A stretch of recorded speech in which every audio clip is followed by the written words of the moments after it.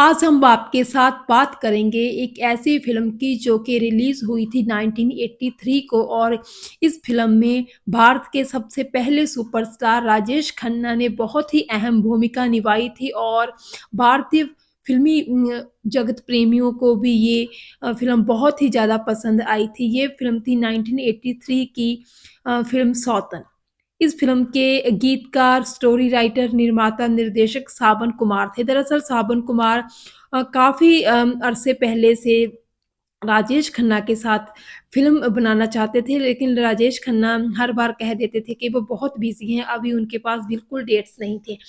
तो इस तरह सावन कुमार जी को यही लगता था कि शायद राजेश खन्ना उनके साथ काम ही नहीं करना चाहते हैं, लेकिन फिर काफ़ी टाइम बाद जब फिर से राजेश खन्ना को सावन कुमार जी ने कॉल किया, तो उस टाइम राजेश खन्ना ने कहा था कि मेरे पास टाइम ही टाइम है और मेरी पास डेट्स भी हैं। तो इस तरह फिर सावन कुमार ने जब इस फ़िल्म की स्टोरी राजेश खन्ना को सुनाई, तो राजेश खन्ना ने हामी भर दी, उनको स्टोरी काफ़ी पसंद आई। तो इस फ़िल्म में टीना मुनीम, प्राण, पद्मिनी कोल्हापुरी, प्रेम चोपड़ा इत्यादि कलाकारों ने बहुत अहम भूमिकाएँ निभाई हैं और अगर हम बात करें इस फ़िल्म के गानों की, तो इस फ़िल्म के गानों ने भी कमाल कर दिया था और इस फ़िल्म के जो गाने थे, एक तो इस फ़िल्म में गीत था शायद मेरी मम्मी को मेरी शादी का ख़्याल आया है, इसीलिए मम्मी ने मेरी तुम्हें चाय पे बुलाया है। ये गाना किशोर कुमार और लता मंगेशकर जी ने गाया था और क्या कमाल कर दिया था इस गाने ने। बहुत सारे टीवी प्रोग्राम्स में पहले नंबर पर ये गाना आता था, रेडियो में गाना बजता था और सुपर-डुपर गाना रहा था ये। तो इस तरह बहुत ही पसंद किया जाने लगा था इस गाने को। इस फ़िल्म में बहुत सारे और भी गाने हैं जो कि उन अपनी खूबसूरती के कारण बहुत ही पॉपुलर हुए, लेकिन लता मंगेशकर का एक गाना था इस फ़िल्म में जो है ज़िंदगी प्यार का गीत है, इसे हर दिल को गाना पड़ेगा। ये गाना भी बहुत ज़्यादा फ़ेमस हुआ था। ये गाना 2 गाने थे इसमें, मतलब 2 सिंगर्स ने गाया था, लता मंगेशकर जी ने पद्मिनी जी के लिए और किशोर कुमार जी ने जो था राजेश खन्ना जी के लिए गाना गाया। बहुत ही ज़्यादा पॉपुलर हुए थे ये गाने भी।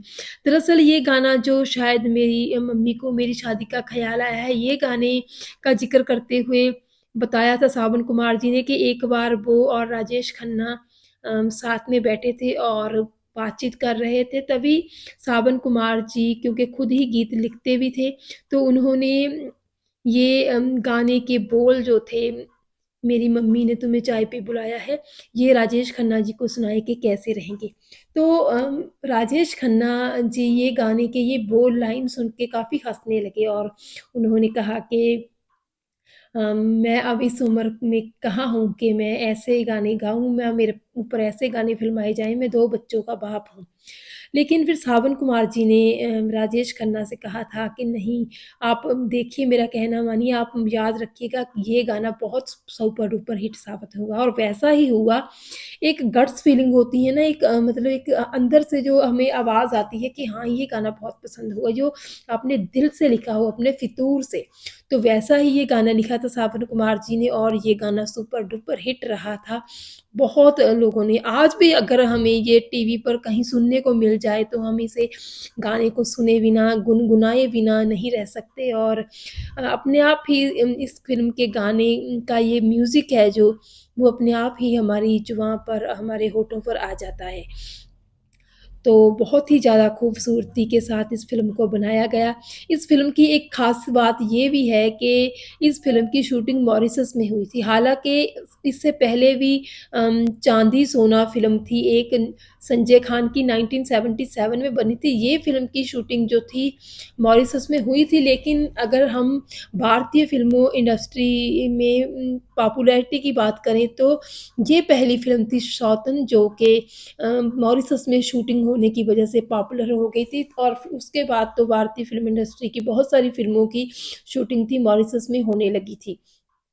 तो इस फ़िल्म का एक किस्सा ये भी है कि यही वो फ़िल्म थी जिसमें जो थी टीना मुनीम और राजेश खन्ना के बीच नज़दीकियाँ बढ़ी थी और इसी फ़िल्म के कारण ही राजेश खन्ना और जो थी डिम्पल कपाड़िया जी के बीच में काफ़ी दरार आ गई थी। एक्चुअली डिम्पल कपाड़िया भी खुद पहुँची हुई थी राजेश खन्ना जी के साथ इस फ़िल्म के जो थी शेड्यूल पर, लेकिन जब टीना मुनीम के साथ राजेश खन्ना की नज़दीकियाँ डिम्पल कपाड़िया ने देखी तो उन्हें बहुत दुःख हुआ और कहते हैं कि वो खुद ही जो थी बिना बताए राजेश खन्ना को जो थी वहाँ से बॉम्बे आ गई थी। तो इस तरह दोनों के रिश्तों में काफ़ी दरार आनी शुरू हो गई थी, बल्कि यहीं से उन्होंने फिर कभी भी राजेश खन्ना जी के घर आशीर्वाद में फिर दोबारा वापसी नहीं की और उनके रिश्तों में इतनी दरार आ गई थी। हालाँकि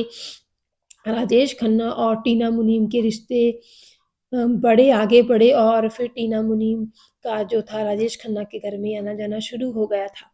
लेकिन दोनों के बीच जो दरार थी, वो यहीं से पड़ी थी। तो इस तरह ये फ़िल्म जो थी बनी, इस फ़िल्म के बनने के दौरान भी बहुत सारे किस्से हुए थे।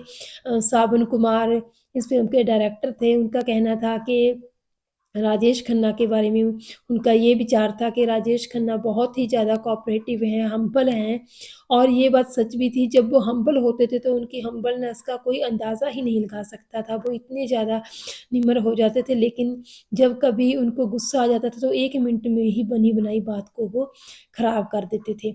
यहीं पे एक किस्सा हुआ था कि एक बार राजेश खन्ना जी इसी मॉरिशस में ही जो थी आधी रात तक जो थी अपनी पार्टी-शार्टी कर रहे थे। उसके बाद उन्होंने ज़िद की कि जो थे ड्राइवर उनका जो कि सावन कुमार जी ने अरेंज किया था उनके लिए और वो उनको किसी रेस्टोरेंट में लेकर जाएँ, उनको खाना खाना था। लेकिन सुबह के 4 बजे हुए थे और उस टाइम पे मॉरिशस में कोई भी रेस्टोरेंट नहीं खुला था क्योंकि ये बात ड्राइवर को पता थी। तो ड्राइवर ने कहा कि कोई भी रेस्टोरेंट आपको इस टाइम पे खुला नहीं मिलेगा। तो राजेश खन्ना काफ़ी नाराज़ हो गए थे इस बात पे, सावन कुमार जी के साथ भी और काफ़ी उनकी एक-दूसरे के साथ कहा-सुनी भी हो गई थी और सावन कुमार जी को तो ये भी लगने लगा था कि अब राजेश खन्ना ये फ़िल्म छोड़कर ही शायद चले जाएँगे क्योंकि वो इतनी ज़्यादा कहा-सुनी हो गई थी।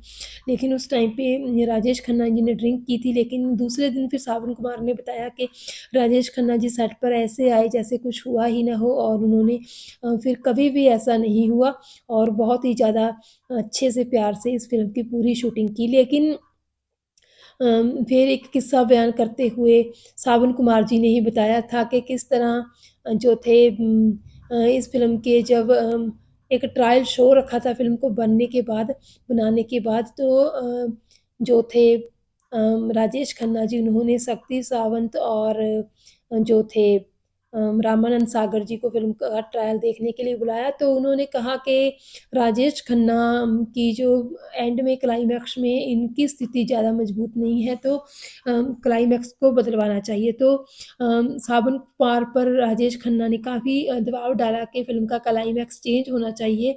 मुझे ज़्यादा मजबूत नहीं दिखाया गया है क्लाइमैक्स में। लेकिन फिर सावन कुमार जी अपनी बात पर अड़े रहे कि नहीं क्लाइमैक्स अब चेंज नहीं होगा क्योंकि फ़िल्म तो अभी रिलीज़ को तैयार है।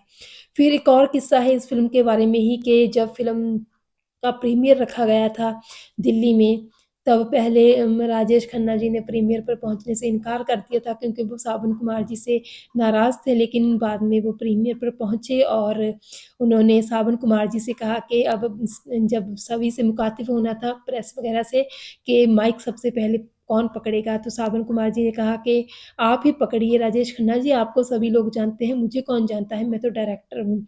तो राजेश खन्ना जी ने जो है वो माइक पकड़ा और बताया कि ये इनसे मिलिए, ये सावन कुमार हैं इस फ़िल्म के डायरेक्टर।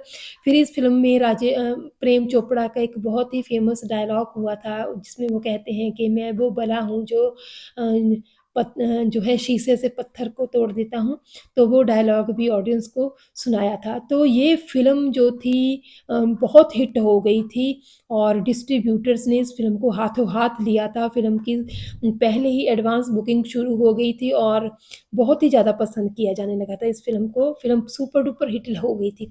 लेकिन ये भी कहा जाने लगा था कि जो है इस फ़िल्म के बाद जो है राजेश खन्ना का दौर ही दोबारा वापस आ जाएगा, ऐसा लगने लगा था क्योंकि फ़िल्म बहुत ही ज़्यादा कामयाब रही थी। फ़िल्म के गाने लोगों की ज़ुबान पर आ गए थे और फ़िल्म ने जो था अच्छा खासा बिज़नेस किया था। तो इस तरह ये फ़िल्म राजेश खन्ना जी के करियर के लिए अच्छी साबित हुई थी। हालाँकि फ़िल्म को बनाने के समय बहुत सारी दिक्कतों का भी सामना करना पड़ा था सावन कुमार जी को, लेकिन फ़िल्म बहुत अच्छी रही थी, लोगों ने बहुत ज़्यादा पसंद किया था। बहरहाल आपने अगर ये फ़िल्म देखी है, आपको कैसी लगी कमेंट सेक्शन में ज़रूर बताइएगा।